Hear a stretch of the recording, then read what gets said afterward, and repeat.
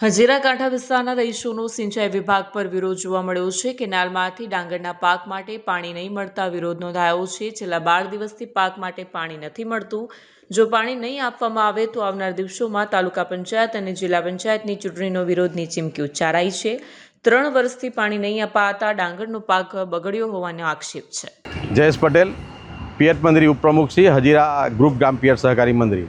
આજે અમે અમારા વિસ્તારમાં 44 માઇનોર, હજીરા માઇનોર અને તેમાં સમાવેશ 8R, 9R અને 10R સબ માઇનોર વિસ્તારના લાભીટ ખેડૂતો છે। અમારા વિસ્તારને છેલ્લા 12 દિવસથી સતત પાણી મળ્યું નથી અને જેથી કરીને અમારા વિસ્તારના જે ખેડૂતોનો ડાંગરનો પાક લગભગ સુકાઈ રહ્યો છે। એટલે અમને તાત્કાલિક અસરથી પાણી મળે જેવી અમારી માંગ છે। છેલ્લા 3 સિઝનથી અમારા વિસ્તારના ખેડૂતોનું ડાંગર આમ જોવા જઈએ તો ઉલ્પા 84નું છેલ્લી 2 સિઝનમાં પણ ડાંગર ફેલ ગયેલ, પણ અમારા સતત આ ત્રીજો ડાંગરનો પાક ફેલ થવાનું લગભગ આરે છે। જેથી કરીને અમને તાત્કાલિક અસરથી પાણી મળે જેથી અમે પાક બચી શકે। અને જો અમારા વિસ્તારને આ પાણી તાત્કાલિક અસરથી નહીં મળશે તો આવનારી તાલુકા અને જિલ્લા પંચાયતની ચૂંટણીનો અમે ખેડૂતો બહિષ્કાર કરવાના છે, જેની ગંભીર આ બાબત હશે।